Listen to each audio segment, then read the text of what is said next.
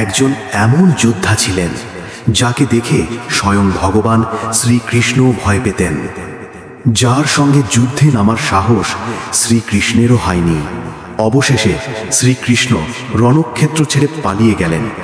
যখন জরাসন্ধ শ্রীকৃষ্ণকে বধ করতে পারল না, তখন সে নিয়ে এলো যবন দেশের রাজা কালযবনকে।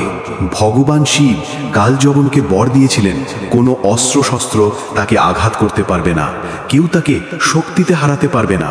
তাই শ্রীকৃষ্ণ যুদ্ধ না করে একটি গুহার ভেতরে লুকিয়ে গেলেন। সেই গুহায় বহু বছর ধরে এক সাধু ঘুমিয়েছিলেন। তার বর ছিল, যেই তার ঘুম ভাঙাবে সে মুহূর্তেই ভস্ম হয়ে যাবে। শ্রীকৃষ্ণ তার পীতাম্বর বস্ত্র সেই সাধুর উপর রেখে নিজে লুকিয়ে গেলেন। কালযবন ভেবেছিল ঘুমন্ত সাধুই শ্রীকৃষ্ণ। সে সাধুর ঘুম ভাঙালো।